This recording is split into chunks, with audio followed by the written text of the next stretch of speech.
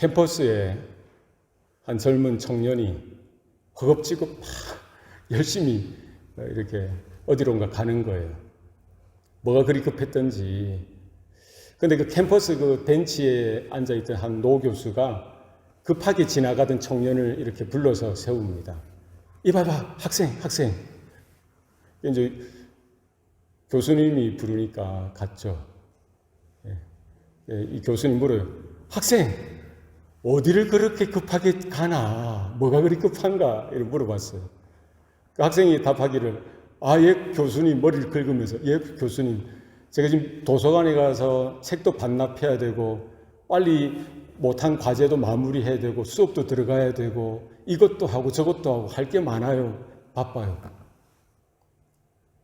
교수님이 물었어요. 학생, 그렇게 열심히 왜 하는 거야? 무엇을 위해서 하는 거야? 학생이 곰곰이 생각하더니, 아니, 교수님, 좋은 성적 받아야죠. 교수님 또 묻습니다. 이 대화가 진행되는 거예요. 그럼 좋은 성적 받아서 뭐 하게? 그 다음 왜? 뭐 때문에 하는 거예요? 좋은 성적 받아서 좋은 성적으로 졸업해야죠. 그럼 그 다음에는 뭐 할 건데? 그 다음에 또 뭐 할 거야? 이렇게 물으니까, 좋은 성적 받고 또 좋은 회사 취직해야죠. 그럼 그 다음에 또 뭐 할 건데? 뭐 때문에 그렇게 열심히 하는 거야? 학생이, 그럼 좋은 성적 받고, 좋은 성적으로 졸업하고, 좋은 곳에 취직하고, 또 하다 보면은 또 뭐 좋은 회사도 내가 경영하게 되겠죠. 그 다음에 뭐 할 거야? 그 다음에는 뭐야?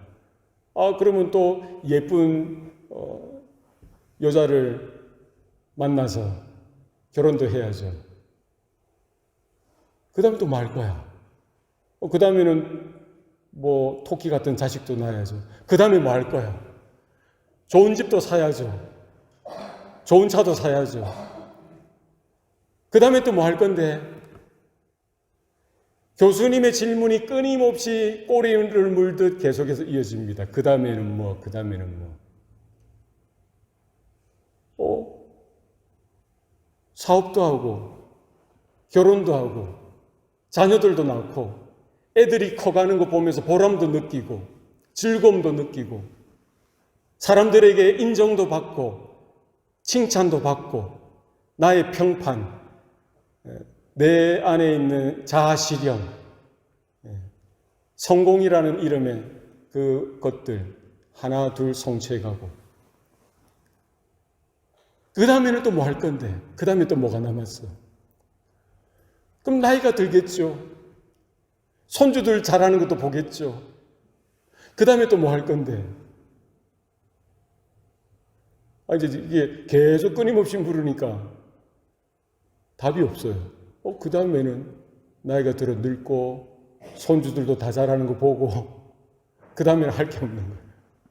이제 그 다음에 뭐가 남았어요? 그 학생의 답이 뭡니까? 머리를 긁더니 그러면 죽겠죠.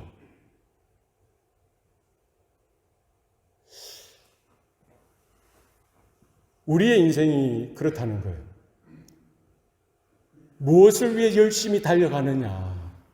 무엇을 위해서 열심히 그렇게 일하고 공부하고 최선을 다하느냐? 그리고 마지막은 뭐예요? 마지막은 뭐예요?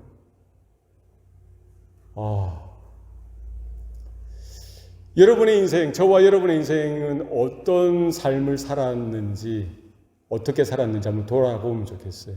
지금은 어떠한지, 앞으로는 어떻게 살아갈지.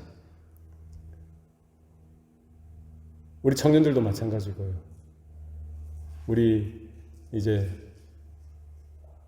인생의 황혼기에 있는 우리 성도들도 마찬가지고요. 공이 우리는 그 다음에는 뭐가 있지? 그 다음에는 뭐가 있지? 그 다음에는 뭐가 있지? 인생의 마지막 그 시간이 우리 가운데는 분명히 다가온다는 거예요. 우리는 그런 걸 터부시 여깁니다. 그런 질문 자체를 터부시 여기는 거예요. 그죠? 그러나 지혜로운 사람은 우리가 태어날 때를 알고 우리가 돌아갈 때를 아는 것, 그게 지혜인 줄로 믿습니다. 인생이 어떤 것인지, 내가 왜 존재하고, 내가 무엇을 위해 살고, 내가 어떻게 살아야 하고, 앞으로 내 삶 가운데 마지막을 내가 어떻게 맞이해야 하는지, 이걸 부정한다고 해서, 이걸 준비 못했다고 해서, 이걸 내가 막연하게 그냥 터부시 여긴다고 해서 그 때가, 그 시간이 다가오지 않는 것은 아니라는 거예요.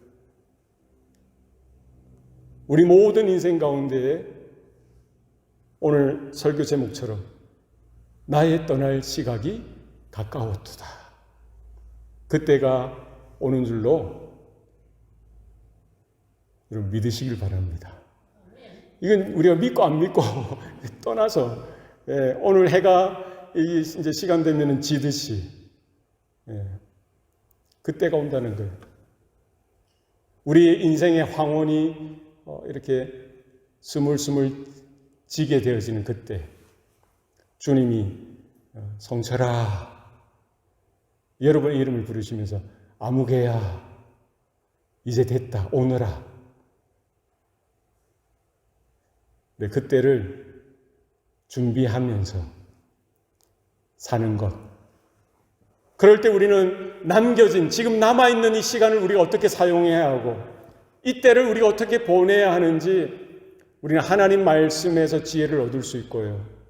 하나님의 말씀을 통해서 우리는 믿음으로 다시 결단하고 다시 생각하고 다시 깨닫고 내가 어떻게 살아왔는지를 반추해 볼 뿐만 아니라 지금 나의 모습이 어떠한지 또 앞으로의 나의 짧은 이 생애가 어떠해야 하는지에 대해서 생각해 볼 수 있기를 바랍니다.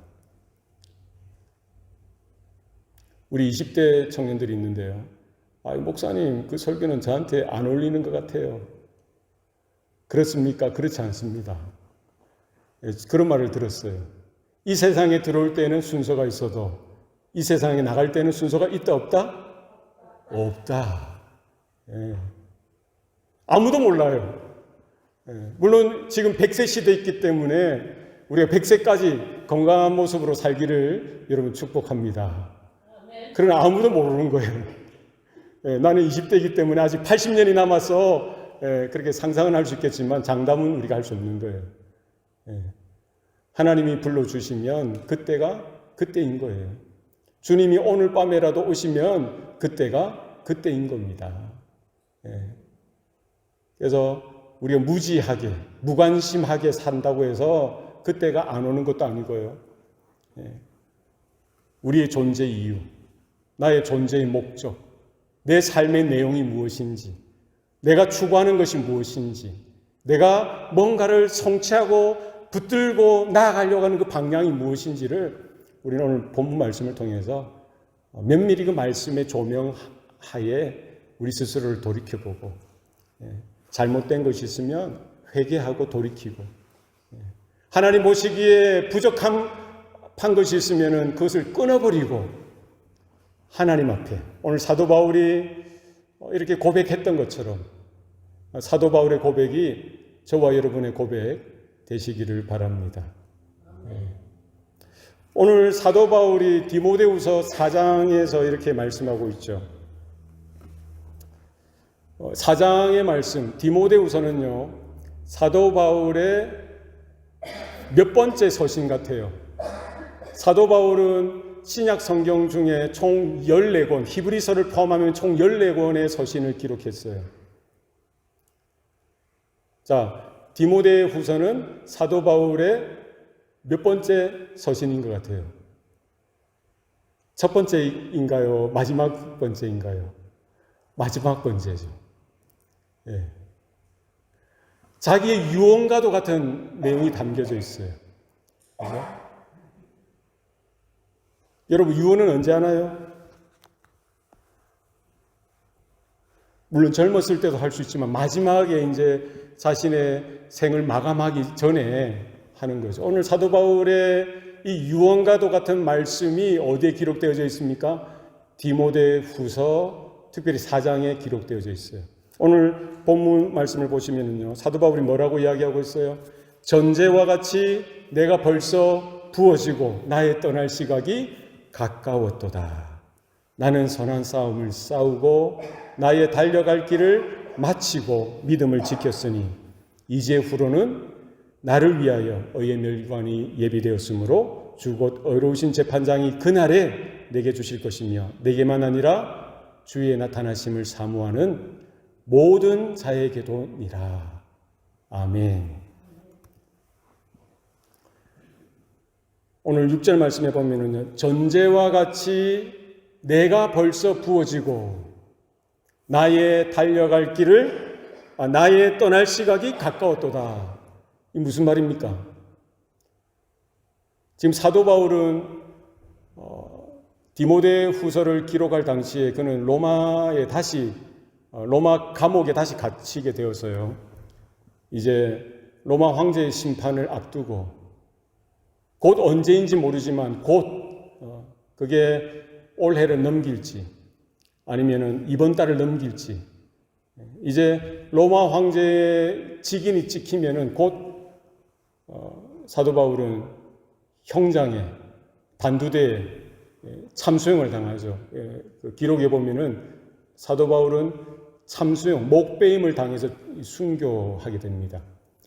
이제 그날이 머지않았던 것을 사도 바울은 알았던 거죠. 그래서 자신의 그런 형편, 자신의 마음을 이렇게 글로서 표현하고 있습니다. 전제와 같이 내가 벌써 부어지고 나의 떠날 시각이 가까웠도다. 전제는 뭡니까? 이스라엘 유대인들이 제사 드릴 때, 이스라엘 백성들이 제사 드릴 때 일반적인 제사는 번제죠. 양이나 소를 잡아서요, 목을 따고 피를 흘리고 가죽 껍질을 벗기고 또 이 각을 뜹니다. 그 물에 씻어서 번제단에 올려서 불을 태워서 하나님 앞에 제사를 드리는 것이 번제예요. 번제. 태워서 드린다고 해서 번제입니다. 이 제사의 종류 중에 가루를 드리는 것도 있고요. 오늘 사도 바울이 언급했던 전제, 예전 성경에는 관제라고 되어 있어요. 관제. 전제, 이거는 포도주나 올리브 기름 같은 것을 제단에 부어서 드리는 제사예요. 그래서 영어로는 이제 drink offering이라고 해요. drink offering. 하나님 앞에 제사를 드리는데요, 이런 번제와 함께 하나님 앞에 전제를 드립니다. 그러니까 제사의 과정 중에 마지막 절차가 뭐예요? 전제예요. 그래서 포도주를 제단에 붓기도 하고요, 혹은 올리브 기름을 제단에 붓는 거예요. 그러면은 그걸 다 부으면은 뭐예요? 제사가 끝나는 거예요. 전제를 드린다는 것은, 전제를 그 기름을 혹은 포도주를 다 부어 드렸다는 것은 제사가 이제 다 끝났다는 거예요. 오늘 사도 바울은 자기의 인생을 이 제사에 비유해서요, 전제와 같이 내가 벌써 부어지고 뭐 됐다는 거예요? 자신의 인생이 이제 다 끝나갈 때가 되었다는 거예요. 그리고 나의 떠날 시각이 가까웠다라고 분명하게 해석처럼 달아주고 있죠. 사도 바울은 뭐를 아는 거예요? 떠날 시각이 왔다는 것을 안 거죠. 예수님이 곧 다시 오시는 세상의 종말도 우리는 믿어야 하지만 그것을 두고 준비하지만요, 우리 각 개인이 하나님 부르실 때가 있다는 거죠. 떠날 시각이 다가왔다. 마지막 때를 알고 살아가느냐, 모르고 살아가느냐, 큰 차이가 있습니다. 우리 학생들이 방학이 끝나는 그 시점을 알고 그 방학을 보내느냐, 그냥 무턱대고 그냥 하루하루 보내느냐, 차이가 있듯이 말입니다. 졸업할 날을 우리가 D-Day를 정해두고 학창시절을 보내느냐, 우리 대학생들 말이죠. 대학원도 마찬가지입니다. 언제 졸업하는지 모르고 그냥 이제 세워라 내워라 시간을 보내느냐, 큰 차이가 있는 거죠. 우리는 우리 각자에게 맡겨주신 그 때가 있음을 우리는 인정하고 깨닫고 우리가 하나님 앞에서 그때를 우리 보낼 수 있기를 바랍니다. 전제와 같이 내가 벌써 부음이 되었다는 것은요. 이 전제는 뭐예요? 포도주를 붓는데 혹은 올리브 기름을 붓는데 이렇게 기름을 붓는데 결국 다 붓게 되어지는 거죠. 이것은 하나님 앞에 드리는 우리 인생을 하나님 앞에 드리는 헌신을 의미하는 거예요. 사도 바울이 이제 지금까지 살아온 것, 지금까지 지내온 것, 마지막 인생의 그 끝을 바라보면서 자신이 이렇게 고백했던 것은 뭡니까? 자신이 예수 그리스도 부활하신 예수님을 만나고 나서 이제 부활의 증인으로 복음의 증인으로 그렇게 달려오면서 살아오면서 마지막까지 이제는 복음의 증인으로서 복음을 위해서 그리스도를 위해서 자신의 생명을, 자신의 시간을, 자신의 건강을, 자신의 땀을 마지막에는 뭐까지 자신의 목숨까지 아낌없이 다 하나님 나라를 위하여 하나님께 부음바 되어졌다는 거예요.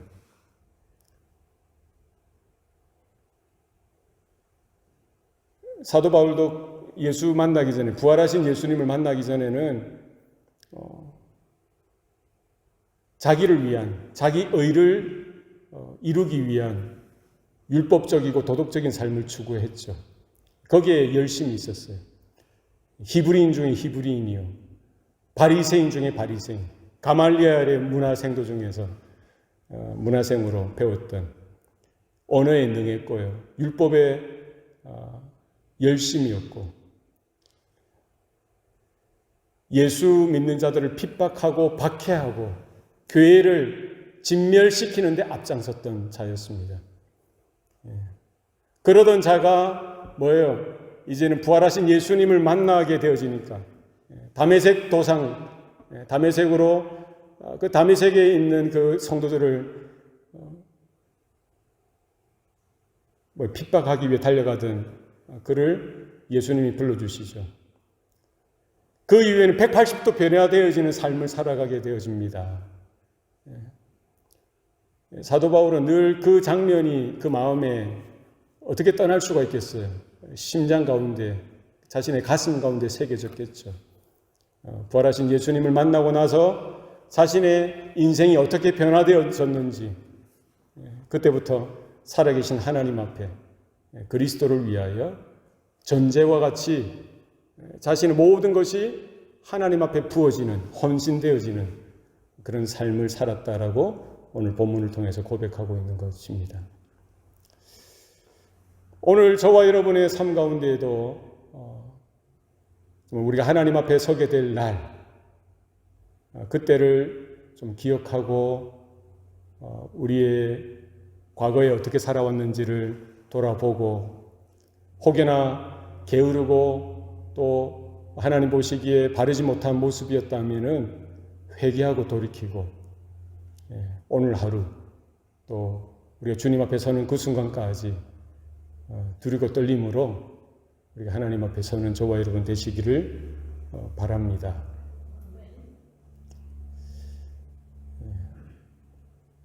사도 바울은 자기의 인생이 어떠했는지 이어서 말씀하고 있습니다.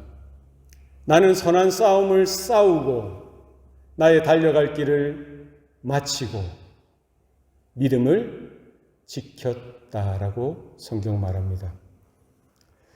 사도 바울은 인생이 어떠하다라고 이야기하고 있는 거예요. 인생을 이제 다 살아가죠. 다 살아가고 이제 끝마무리까지 왔던 거예요. 이제 순교의 제물로서 자신의 목숨까지, 하나뿐인 목숨까지 이제 복음을 위하여, 그리스도를 위하여 전제와 같이 이제 부어지게 되어지는 그때, 그 순간까지 왔던 것을 그는 보게 되죠. 그리고 그가 어떻게 지금까지 살아왔는지를 오늘 본문 가운데 말씀하고 있습니다. 뭐 했다는 거예요? 나는 선한 싸움을 싸우고 나의 달려갈 길을 마치고 무엇을 지켰다고요? 믿음을 지켰다라고 말하고 있습니다. 인생은 뭐와 같습니까? 사도 바울은 뭐에 비유한 거예요? 경주에 비유한 겁니다. 경기에 비유한 거예요. 고대 로마 시대 때 올림피아, 이 올림픽이 시작되었죠. 그 경주자들, 경기하는 사람들, 그죠? 특별히 뭐 마라톤, 달리기 하는 사람들, 혹은 씨름하고 레슬링하고 뭐 이런 경주자들 어떻게 싸우는 거예요? 대충 싸울 수 있습니까? 대충 준비할 수 있습니까?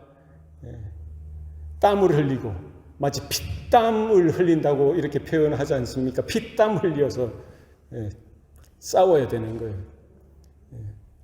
우리 인생이 하나도 녹록한 것 없습니다. 쉬운 거 없어요. 그냥 되는 것 없습니다.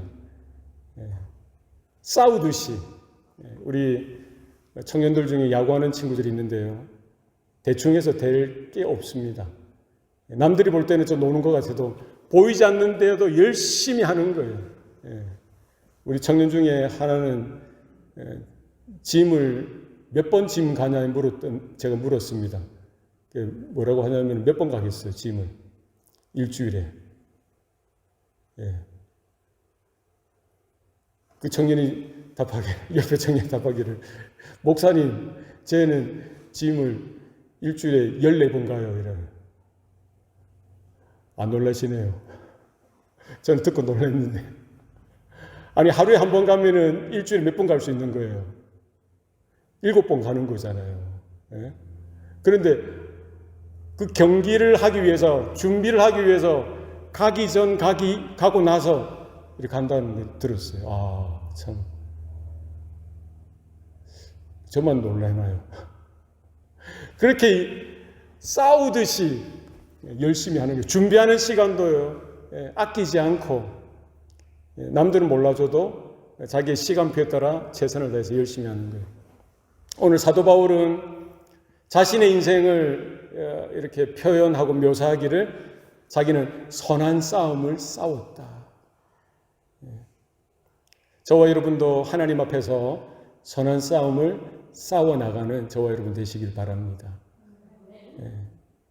우리 믿음, 하나님의 자녀, 성도답게 대충 사는 것이 아니라 선한 싸움을 싸우는 거예요.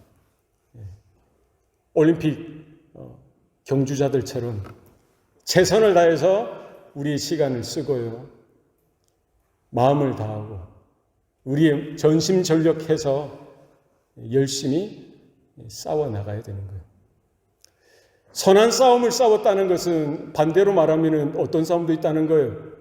악한 싸움도 있다는 거예요. 그죠? 그렇지 않나요? 그럼 뭐가 악한 싸움이고 뭐가 선한 싸움인가? 구분이 뭘까요? 좀 전에 제가 말씀드렸듯이 사도 바울의 인생에 보면은 그가 살았던 것은 똑같죠. 열심을 다했던 건 똑같습니다. 그러나 그의 인생이 어떻게 변화되었습니까? 예수님을 만나기 전과 예수님을 만나고 나서 후에 삶이 변화되어진 거죠. 예수님을 만나기 전에도 변함없이 열심히 싸웠어요. 열심히 살았습니다. 그러나 그것은 율법적인 삶이었고요. 자신의 의를 추구하고요. 자기가 있는 그런 사상이나 철학이나 자신의 신앙이나 자신의 종교나 자신의 열심을 추구하기 위한 그런 싸움이었죠. 그러니까 하나님 보실 때는 그게 악한 싸움이에요. 자아를 추구하고 나 중심적인 삶, 내가 요구하고 내가 원하는 그런 모습대로 내 정욕, 나의 어떠함을 따라 살아가는, 사도 바울은 그런 적이 있었어요. 누구 못지않게 최선을 다해서 최고의 삶을 추구했습니다. 율법을 지키는 데에서는 철저했어요. 금식도 열심히 하고 헌금도 열심히 내고요. 성전 예배도 빠지지 않고요. 율법에서는 둘째라면 서러울 정도로, 그러다 보니까 예수 그리스도를 추종하는 세력들을 볼 때, 성도들을 바라볼 때 자신들의 유대 정통과 다르고요, 유대의 그 율법주의와 전혀 다른 그 종교가 아닌 새 생명의 복음을 듣게 되어지고 그들을 바라볼 때 적개심이 발동하게 되어지죠. 그래서는 결국 스데반 집사를 많은 군중들이 돌로 쳐서 죽이게 되어지는데요. 그들의 앞장서서 그들을 선동하고 그들의 그 겉옷을 맡은 자로서 스데반 집사를 처형하는 데 앞장섰던 그 자리까지 서게 되죠. 그리고 자기가 그런 복음의 소식, 교회가 성장하고 믿는 사람들의 소식을 듣는 곳, 그런 소식을 들을 때마다 붕괴하여서, 왜? 자기의 율법주의와 이렇게 일치하지 않는 것이라고 판단했기 때문에 성도들, 예수 믿는 자들, 교회를 핍박하고 박해할 뿐만 아니라 어디에 예루살렘에 있는 그런 교회들 뿐만 아니라 다메섹에 있는 교회까지 그들을 잔멸하기 위해, 진멸시키기 위해서 대제사장의 허가증을 받고 달려갔던 바로 그였습니다. 그럼 어떤 싸움을 싸운 거예요? 악한 싸움을 싸워 나갔던 거예요. 그러나 그 다메섹 도상에서 부활하신 예수님을 만나게 되어지고요. 그가 눈이 멀고 꼬꾸라지고 주님이 달려가던 그 사도 바울을 불러 세우시는 거예요. 사울아, 사울아, 네가 어찌하여 나를 핍박하느냐. 부활하신 예수님에게서 나오는 광채를 보게 되어지고 눈이 멀게 되어지는 거예요. 꼬꾸라지는 거예요. 주님 누구이십니까?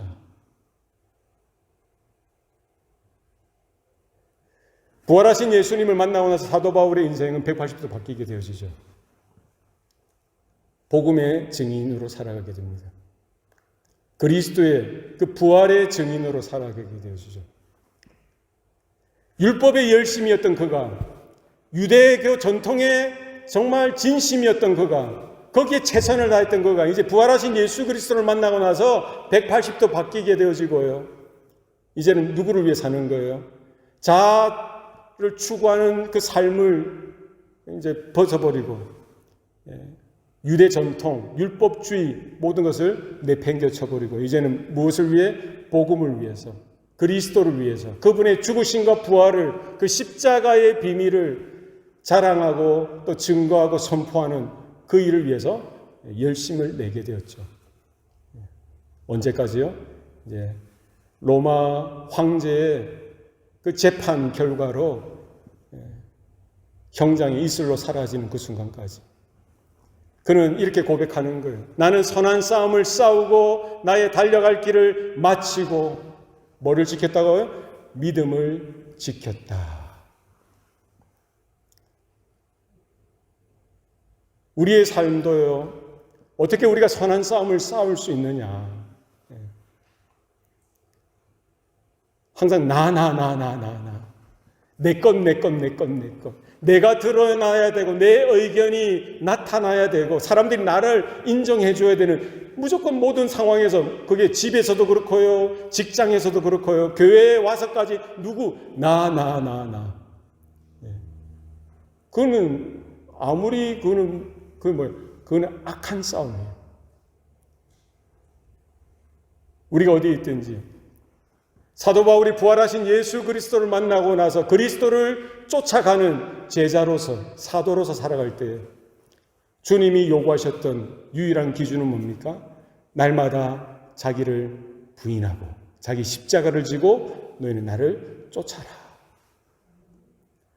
선한 싸움의 그 중심에는 뭐가 있는 거예요? 날마다 나를 부인하고 날마다 주님이 지셨던 그 십자가를 나도 지고 주님을 따라가는 겁니다. 어디서든지, 교회에서조차도 내가 아니라 누구라는 거예요? 오직 그리스도, 오직 주님만 드러나기. 삶의 어떤 모습 속에서도 학교든 직장이든 이제는 내가 아니라 내 안에 그리스도께서 존귀케 되어지도록 이 싸움이 저와 여러분 가운데 있는 줄로 믿습니다.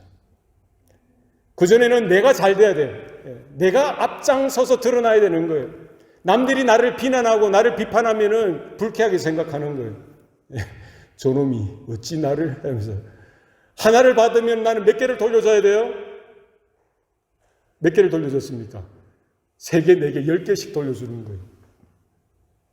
그게 우리 과거의 모습이었어요. 그러나 이제는 악한 싸움에서 돌이켜서 선한 싸움을 싸우는 우리, 주님을 따라가는 주님의 제자로서 원수도 사랑하고 나를 저주하는 자를 위하여 우리는 대신 그들을 위해 기도해주고, 나를 비아냥거리고 나를 조롱하는 자들 위하여 우리는 오히려 뭐예요? 축복해주고.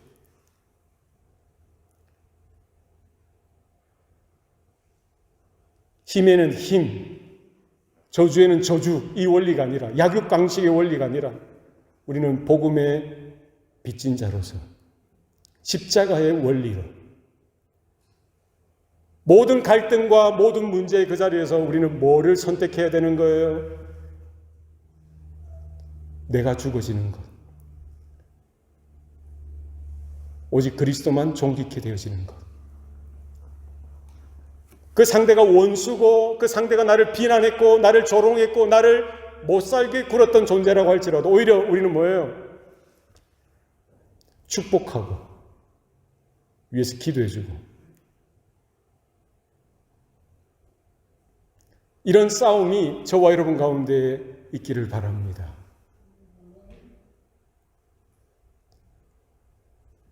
나의 달려갈 길을 마친다는 거예요.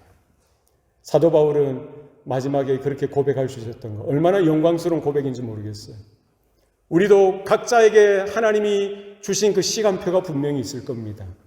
우리가 달려가야 할 그때, 마라톤이 언제 끝나는 겁니까? 마지막 선수가 들어와야 그 경기가 끝나듯이 우리가 하나님 앞에 달려가는 그 정해진 시간 속에서 최선을 다해서 때로는 힘들고 외롭고 어려울 수 있지만 하나님이 나의 아버지 되시고 주님이 나의 뭐예요? 주님 되시기 때문에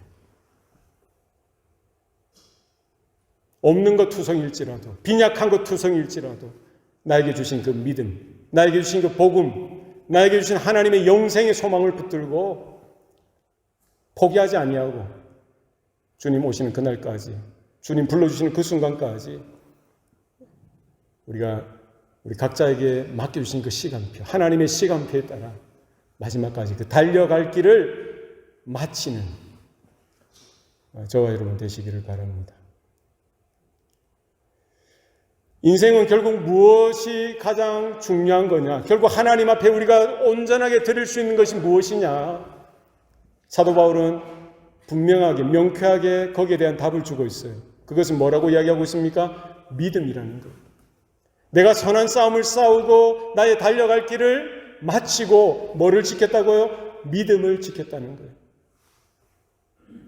그것은 율법도 아니고 율법주의도 아니고 인간의 선행도 아니고 우리의 어떤 자아 실현도 아니고 남들이 인정해주고 칭찬해주는 그 어떤 것이 아니라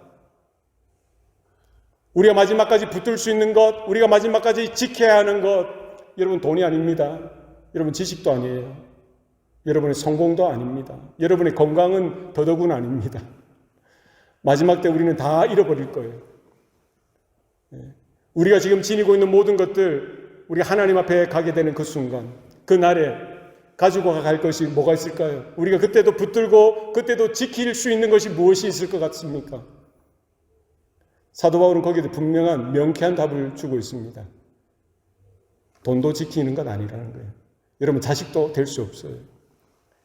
여러분에게 있는 어떤 박사 학위, 여러분의 비즈니스, 여러분의 평판, 여러분의 성공, 또 뭐가 있습니까? 여러분의 건강, 여러분의 목숨까지 다 잃어버릴 겁니다. 사도 바울은 뭐가 인생의 마지막까지 지켜야 될 것이라고 이야기하고 있어요? 믿음이라고요. 오직 믿음. 우리가 하나님 앞에 올려드릴 수 있는 것, 하나님이 우리에게 찾으시는 것, 야, 네가 세상에서 얼마나 많은 사람들에게 인정받았니? 네가 세상에서 얼마나 많은 공부를 했니? 네가 세상에서 얼마나 많은 부를 이렇게 가졌니? 어떤 권력을 가졌니? 무엇으로 여러분 하나님 앞에 들릴 수 있겠어요? 무엇이 하나님을 기쁘시게 할 수 있겠어요? 무엇이 하나님 앞에 받으시기에 합당한 것이 될 수 있겠습니까? 우리에게는 어떤 것도 하나님 찾지 않습니다. 하나님 뭘 부족하시겠어요? 하나님은 창조주 되시는데 말씀으로 천지 만물을 지으신 그분이, 지금도 온 우주 만물을 말씀으로 운행하시는 그분이, 모든 생명의 주인 되신 그분 앞에서 우리가 무엇을 들어야 그분의 마음을 흡족하게 해드릴 수 있겠냐고요. 헌금을 많이 한다고 해서 그 하나님 마음에 차겠습니까? 예? 솔로몬이 제사를 1,000번제를 드렸어요.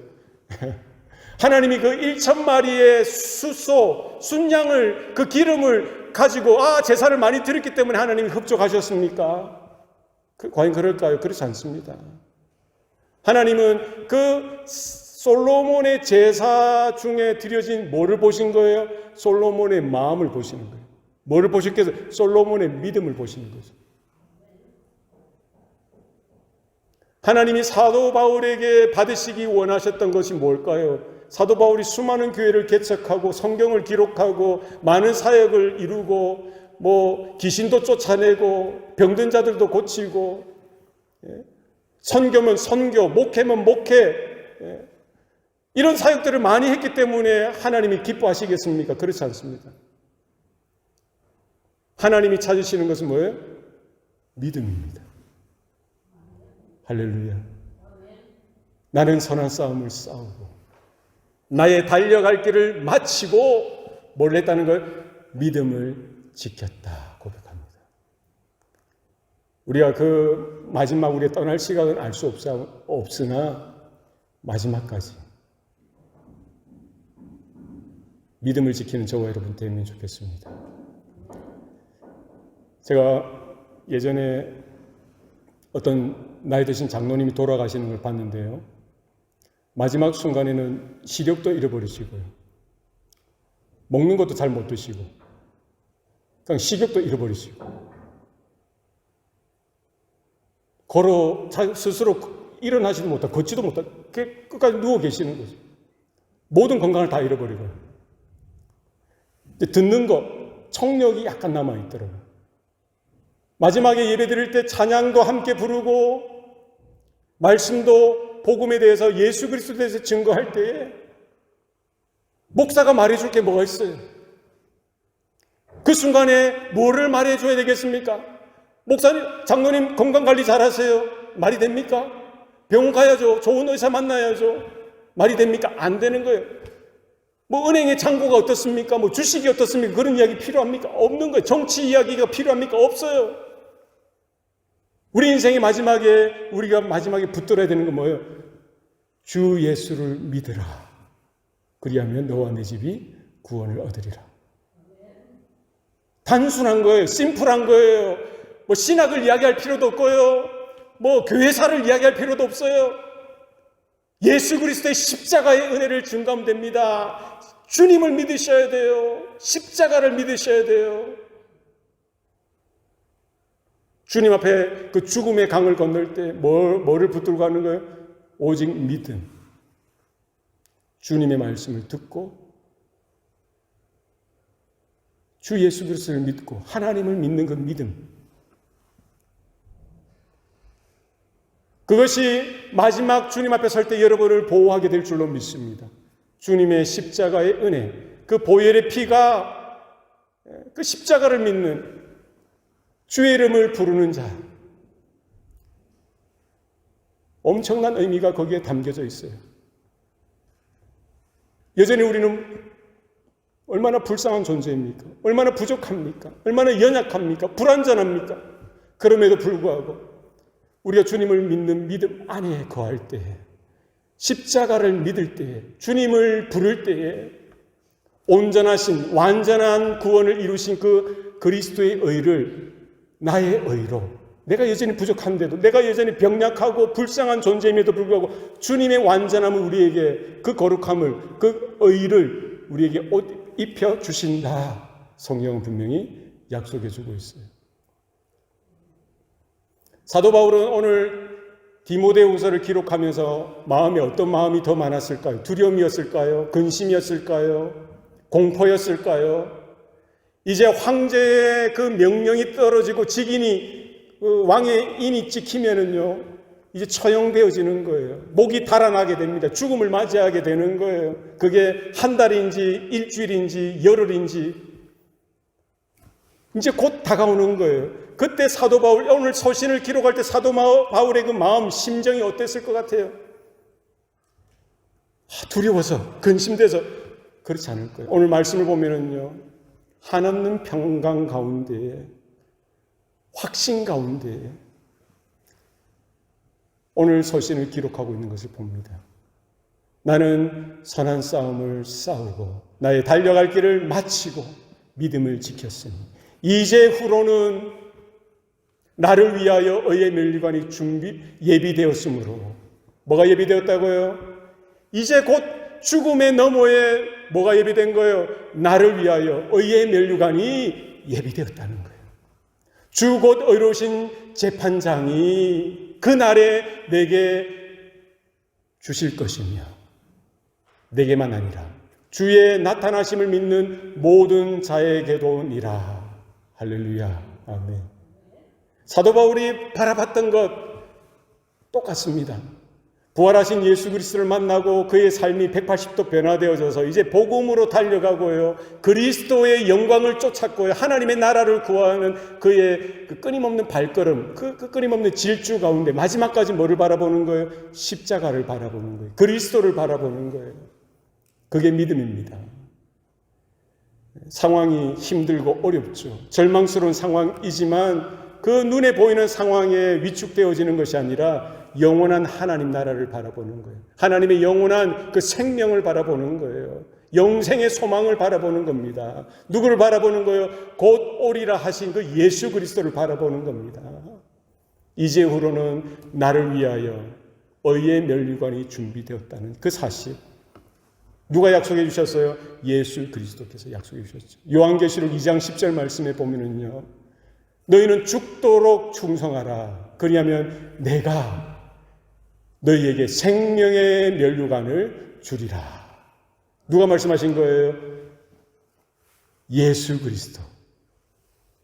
교회를 붙들고 계신, 교회의 머리 대신 예수 그리스도가 서머나 교회에게 그렇게 명령하시는 거예요. 너희는 죽도록 충성하라. 핍박과 박해가 순교의 현장이 되어버린 그 교회 가운데 주님은 위축되어지지 아니하시고 당당하게 말씀하시는 거예요. 죽도록 충성하라. 그리하면 내가 생명의 면류관을 너에게 주리라. 사도 바울은 그 주님의 명령, 주님의 약속을 알았죠. 그걸 지금 디모데에게 말씀해 주고 계시는 거예요. 그것을 초대교회, 핍박 가운데 있는 그 초대교회 가운데 말해주고 있는 거예요. 오늘 마지막 때를 살아가고 있는 우리들에게도 동일하게 말씀해 주고 있습니다. 이제후로는 나를 위하여 의의 멸관이 준비되었습니다. 주 곧 의로우신 재판장이 그날에 내게 주실 것입니다. 내게만 아니라 누구에게도 주신다고요? 그의 주의 나타나심을 뭐하는? 사모하는 모든 자에게도니라. 아멘. 사도 바울에게, 모세에게, 다윗에게, 특별한 그런 선지자들, 영적인 지도자들에게만 주는 것이 아니라 하나님의 구원의 은혜는 차별이 없습니다. 주의 이름을 부르는 모든 자들에게, 영접하는 자, 곧 그 이름을 믿는 자들에게 뭐를 주시는 거예요? 하나님의 자녀가 되는 권세도 주시고요. 영생의 소망을 약속으로 주신 줄로 믿습니다. 우리가 바라봐야 될 건 똑같아요. 믿음으로.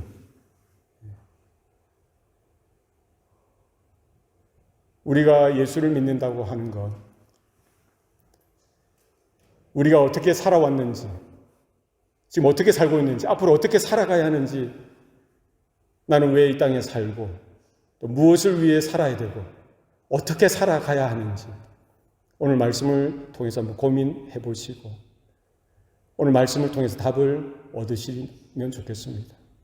사도 바울이 우리에게 분명히 보여주고 있는 믿음의 삶, 우리의 생명은 유한하다는 것, 언젠가 주님 곧 오신다는 분명한 사실, 그 전에 우리가 떠날 시각이 곧 다가올 때도 있겠죠. 우리가 살아가야 되는 것, 오직 믿음, 선한 싸움을 싸워가는 것, 나의 달려갈 길을 마치는 것, 그 모든 것 위에 믿음입니다. 마지막 주님을 맞이할 때도 누가 있는 거예요? 누가 주님께서 의의 멸류관을 주신다고 했어요. 주의 나타나심을 사모하는 모든 자에게 주십니다. 여러분이 가장 사모하는 존재가 누구입니까? 돈이 아니라, 세상에 어떤 것이 아니라, 어떤 존재가 아니라 주님을 사모하는 저와 여러분 되시길 바랍니다. 주님을 사모하는, 오늘 본문에 보면 주님의 나타나심을 사모한다고 했어요. 3살 난, 4살 난 아이가 딱 시간만 되면은, 아빠 퇴근할 시간만 되면 어디에 어슬렁거리는 거예요? 문 옆에 어슬렁거리는 거예요. 누구를 기다리는 거예요? 아빠를 기다리는 거예요. 시간을 보고 또 문도 보고 아빠 안 오시나? 저 멀리서 발자국 소리가, 아파트니까 발자국 소리 들리고요. 문이 뜨끈 열리면은 눈이 반짝반짝하면서 아빠 하면서 달려가서. 여러분 그런 경험 있으십니까? 저희 애들 키울 때 그랬던 것 같아요. 우리 주님께서 곧 오신다는 약속을 붙들고 주님이 오시는 발자국 소리, 주님의 나타나심을 사모하는 것, 누가 할 수 있는 거예요? 주님의 재림을 믿는 자들만 가능한 거죠. 우연하게 어떻게 되다가 주님을 맞이하는 거 없습니다. 믿음이 있어야 되고요. 주님이 재림하신다는 사실, 곧 오신다는 사실을 약속으로 믿고 받은 자, 그냥 대충 할 수 있어요? 사모하는 거예요. 어디를 쳐다보는 거예요? 3살 난 아이가 그 문을 쳐다보듯이, 퇴근되어 돌아오실 그 아버지를 기다리듯이, 그런 설레임, 그런 익사이팅한 마음들, 사모하는 마음입니다. 그런 사모함이 우리 가운데 있는지 모르겠어요. 오늘 밤에 잠자리 들면서 내일 아침에 뭐가 일어날까? 오늘 밤에 주님 오실까? 이런 기대감, 이런 설레임이, 이런 사모함이 우리 가운데 있었으면 좋겠습니다. 우리가 떠나갈 시간 머지않았습니다. 주님 앞에 서게 될 그 순간 머지않았습니다. 그때를 믿음으로 준비해서 장차 주님 앞에 서실 때 잘했다 칭찬받는 저와 여러분의 삶이 되시기를 축복합니다. 우리 시간을 합심해서 우리 한번 기도하시면 좋겠습니다.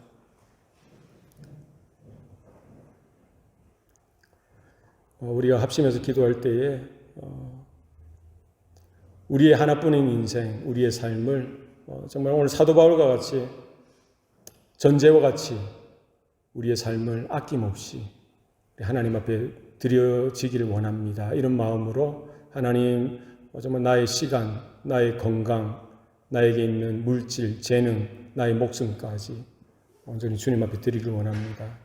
우리의 떠날 시각을 자각하고 주님 오실 날을 기대하고 사모하는 마음으로 우리의 남겨진 시간들을 허비하지 아니하고 우리가 주님을 맞이하는 데 우리의 인생을, 삶을 드리도록 우리 이 시간 한번 주님 나의 것을 주님 받아주시옵소서, 주님 사용하여 주시옵소서, 하나님의 영광이, 하나님의 의가 우리의 인생 가운데 나타나게 해달라고 우리 합심해서 통성을 한번 기도하시겠습니다. 살아계신 아버지 하나님 감사합니다. 사랑하는 주의 자녀들, 주의 권속들 가운데 함께하여 주시고 하나님이 예배를 통해서 우리의 삶을 돌이켜보게 하여 주셔서 감사합니다. 하나님 생명을 다하여서 우리의 피를, 우리의 땀을 다하여서 주님의 나라를 위하여, 주의 복음을 위하여, 십자가를 위하여 온전히 드려지게 하여 주시고 온전히 헌신하게 하여 주시고 주님께서 기뻐하시는 삶이 되어질 수 있도록 주님 간섭하여 주시옵소서. 주님 아버지 역사하여 주시옵소서. 주님 통치하며 다스려 주시옵소서. 주여의 나라가 도와주시옵소서. 아버지 도와주시옵소서.